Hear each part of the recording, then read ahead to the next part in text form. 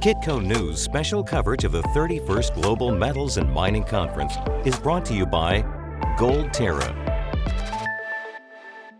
Hello and good afternoon from me, Paul Harris at Kitco News. We're at the BMO Metals and Mining Conference in Florida in the USA. Today we're talking about gold exploration in northern Canada, and for that I'm joined by Gerald Panneton, Chair and CEO of Gold Terra Resource. Good afternoon, Gerald. How are you? Good, very good. Thank you, Paul. Before we get talking specifically about Gold Terra, you've been serially successful in your career. D2 Gold, Newcastle Gold, companies that have all been sold, made your shareholders a lot of money. And now you're coming back with Gold Terra Resource. What's the plan there? What are you looking to do with Gold Terra? Well, Gold Terra is a venture that I joined approximately 2 years ago as the chairman. And with the departure of our CEO at the end of December, I basically took his position, chairman and CEO. The reason I was involved in the project in Yellowknife is mainly the attraction of high-grade nature of the gold deposit. The Campbell Shear has generated 14 million ounces of 15 to 22 gram material over the years since the 30s. The mines were shut down in low gold price environment in the early 2003, and the potential to find more at these grade is still there. Okay, so Yellowknife, Northwest Territories in Canada. What's it like operating there? A lot of people think Canada, you're dealing with extreme cold, high cost environment, things of that nature. Is that the case or not? It is the case that it's a cold climate in northern Canada, there's no question. But it's a town of 20,000 people. So there is plenty of activity, there's plenty of support, of supply. There is 3-4 flights a day from different cities, Edmonton, Calgary, Vancouver, that goes to Yellowknife.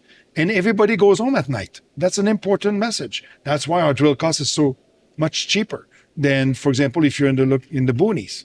Okay. In addition to Yellowknife, you also have an option agreement with Newmont on the Con mine. Tell us a little bit about the option agreement and what's your plan there to work through that option agreement and potentially exercise that option?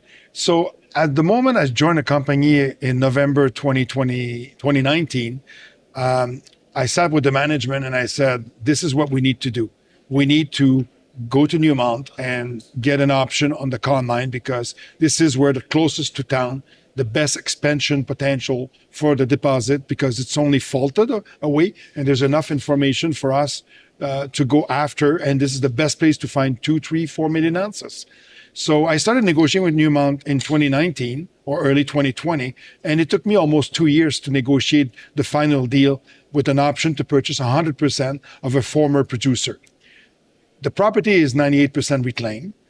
The mine is shut down, but there's extreme good potential down plunge from the deposit to add to our current 1.2 million ounces of gold we have. Okay, so if you're, what will it take for you to exercise the option? And in addition to the actual former mine, what else can you potentially get with that option? Well, we have, just to give you an example, we have 4 rigs turning as we speak. 2 on our 100% owned North Belt, where the Mispickle high-grade deposit or high-grade showing is. And I think we're going to have a lot of very good success this winter drilling it. And the other 2 drills are currently drilling on the Con mine site, just south of it, on the Campbell Shear. Campbell Shear has produced 14 million ounces of gold. And when the deal I signed with Newmont was, if I want to take the liability and have access to 100% of the property, was to spend $8 million in exploration and then find 2 million ounces or 1.5 million ounces. My goal is to find more than that, of course. The potential is there. And we started drilling in 2021. And all the 26 hole we drilled in 2021 on the Campbell Shear, we had some very good success at the Yellowknife zone. And the Yellowknife zone will be part of that resource to be defined. We think that 2 million ounces will be the threshold needed to be able to take the liability. But there's good advantage, this Con mine property. It's fully reclaimed, but there's a warehouse, there's a water treatment plant, there's a shaft that goes down to 1,900 meters that in today's world will probably cost 100 million US and take 2 years to sink. And we just have to dewater it if we want to reuse it. So I think we're in front of a very good opportunity to extend the deposit to the south and eventually access it via the existing infrastructures. Okay. And if you do have a lot of success with the exploration, does Newmont have a backing right there? They do. They do have a back end right if we find 5 million ounces, for example. We know we could find 2 to 4 to 5. And the back end right actually extend for 2 years after the exercise of the purchase option, because they know you can find gold over a period of time. But at least there's a limit to the back end right. So if we find, say, 3 or 4 and they really like it, they may still want to negotiate to back in. We're looking at high grade gold, 10, 15, 20 grams. 10 grams alone is worth $600 US an ounce. And when you think about underground costs in Canada at $200, this is a great margin. You're looking at $400 US an ounce of margin. Okay. Now, you've just raised 5.6 million Canadian dollars with a bought deal financing. What's the expenditure plan for this year? What are you going to be spending that on? How are you going to advance the project? Drill, and drill more. This is the goal. This is how you create value in a junior exploration. I've done it at Detour Gold. We went from $100 million to $4 billion. A company was sold for $5 billion, but we found 20 million ounces. This Yellowknife situation with our property, with the con mine, we have 1.2 million ounces. And with the drill, we aim to find gold at high grade nature. And, that's how we're going to create a better market cap and create value for our shareholders. Okay. How many meters do you plan to drill this year? And when do you think you'll be in a position to do a resource calculation? We'd like to do a resource calculation every year if we drill 30, 40,000 meters of drilling. So far, we have money to drill 30,000 meters in 2022, and we aim to do that as we go along. And if we have very good success and we want to drill more, we'll add some drill. But it's success. Success bring more money. Success bring more drilling and more drills. Okay, so you keep drilling and keep drilling, raise some money, keep drilling, build the resource. The target is there. The Campbell Shear is 70 kilometers long. We control all of it with the option with purchasing the con mine with Newmont. We have immediate target. We're currently drilling at 1,000 meters vertical and also near surface to bring the Yellowknife deposit in a 50 by 50 meters indicated resource. So we have a lot of work this year, but we are drilling, and our plan is a minimum of 30,000 meters and maybe more. Okay, let's talk a little bit about ESG aspects now. It's a key theme here at the conference this week. You're in Yellowknife, as you mentioned, a community of 20,000 people. How important is mining and new mining projects to that community? Well, the diamond mines of the Northern Territories or Northwest Territories are winding down. So we know that within the next 10 years, we're going to be losing some capital investment into the Northern Territories. So I think it's very important that we communicate. When I go to a new place like Yellowknife, I am a guest. I ask my host, what are your needs? What are your, there are stakeholders. There are many stakeholders. It's not just the First Nation. It's not just the local community. It's the people itself. Yeah. So you need to well communicate. Of course, the last 2 years with the pandemic, it's not been easy to do it in person. But this is something we're going to reschedule and reinitiate this year in 2022 with the end of the pandemic. And at the end of the day, it's to listen. Listen to the people. Listen to your hosts. What do they need? What do they expect? Respect their environment.